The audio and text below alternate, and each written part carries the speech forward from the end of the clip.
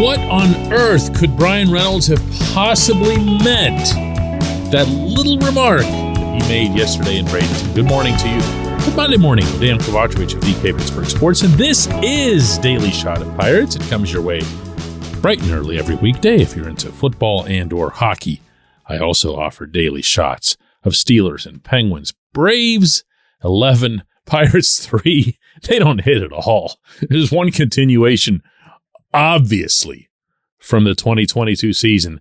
It's that they don't hit at all. Only 4 hits total in this one, but one of them was Reynolds' second home run in as many days. I've been trying to tell you for a while now that I liked Reynolds' swing in both of my trips to Bradenton so far this spring. I like some of the outs that he stung. Eventually, those do end up being hits. Those do end up being things that get you on base. He hit one yesterday from the right side. Day before that, from the left side. He's looking good. He's looking ready. He's sounding like there's no more problem. Here it is. Listen for yourself. Whenever he's asked about the relationship, the bond that's formed between him and Jack Suwinski. Yeah, I love playing with him.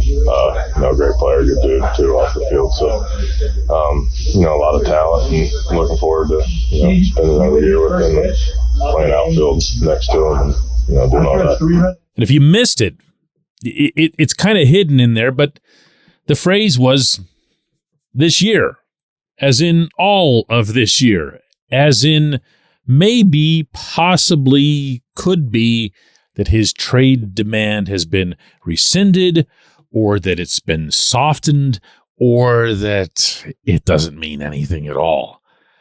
I am way, way, way more in the latter camp than in any other. In my conversations with Reynolds down there this spring, he has been as blunt and as forthright as you could conceivably hope an athlete to be in this situation. He has called it exactly as he sees it.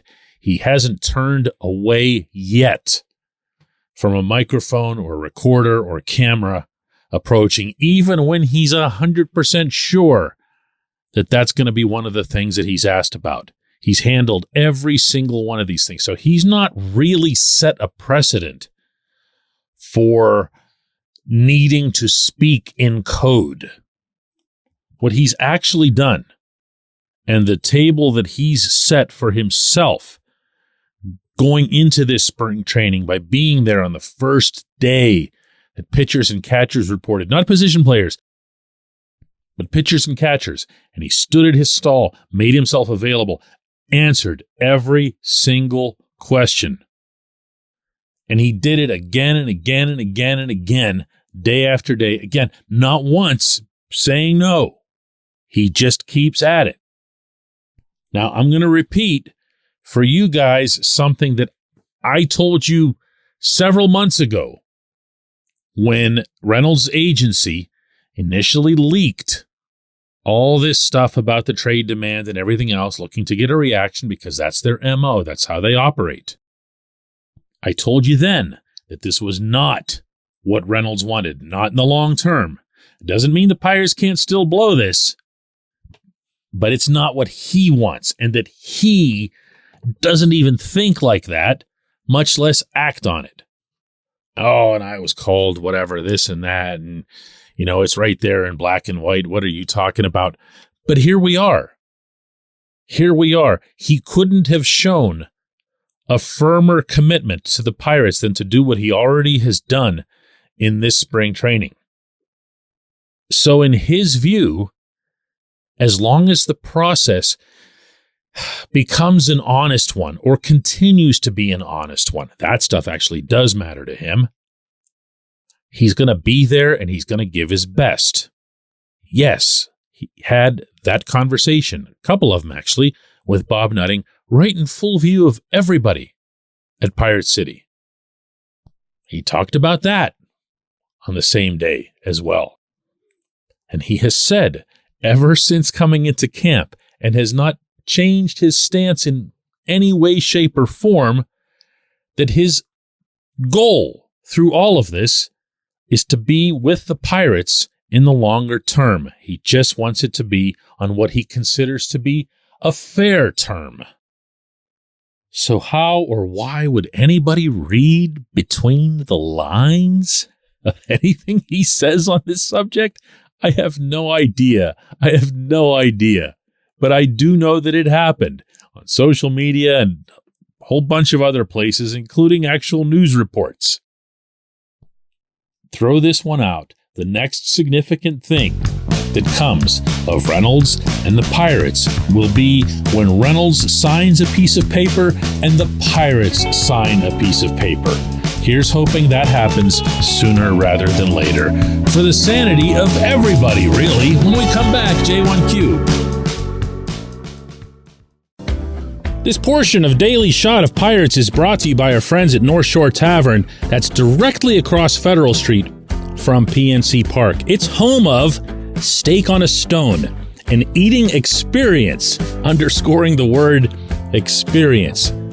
The steak is brought to you partially cooked on an 800-degree stone, and you do the rest. It's a ton of fun, it's a great meal, and it's a baseball atmosphere like no other in Pittsburgh. North Shore Tavern, right across Federal Street from PNC Park.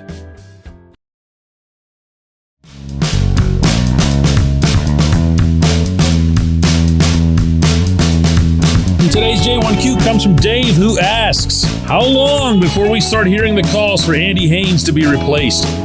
I'm concerned that Reynolds was working with him over the winter.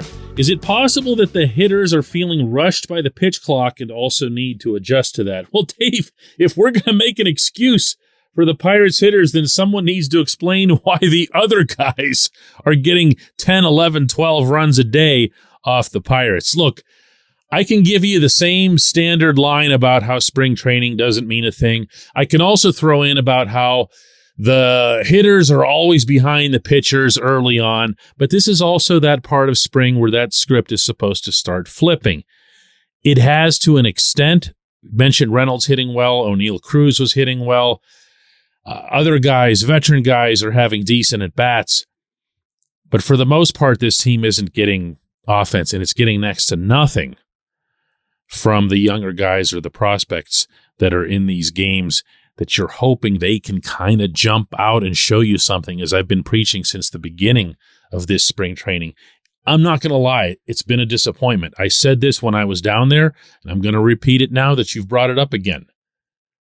For this team to progress beyond everything we've seen the last couple of years, it's going to have to take some offense. No one's expecting the 1970s Lumber and Lightning in which Al Oliver had to come off the bench, for crying out loud. But you do want to see something. And if you don't see something, a lot of people who last year criticized Haynes, myself included, are going to have voice to do so again. I am not going to be a weirdo and do that in terms of how they handle Grapefruit League. But I do feel it's okay to be disappointed when you want to see young players do what, let's say, Travis Swaggerty has done to this very early point in the spring. You want to see someone come in and swing the bat as he has, field the position as he has, but also talk the talk. If you've seen the coverage on DK Pittsburgh Sports about Swaggerty's spring, you've read some pretty compelling quotes. This young man was motivated. Maybe it's by that late season snub in 2022 when he was the only actual prospect that felt like who was left behind from the September recalls. Still ended up on the 40-man roster.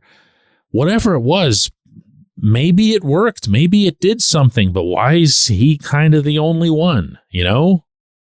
But no. To answer your question, I don't think you're going to see Haynes calls over spring training, at least none that would make any sense. But I'll tell you this.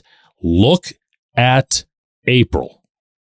Look at the pitching the Pirates will be facing, specifically over the course of that month. And you'll see that it's not going to be any picnic in addition to the cold weather and everything else for this team to hit well coming right out of the gate. That's when you are going to hear it. I appreciate the question. I appreciate everybody listening to Daily Shot of Pirates. We'll do another one of these tomorrow.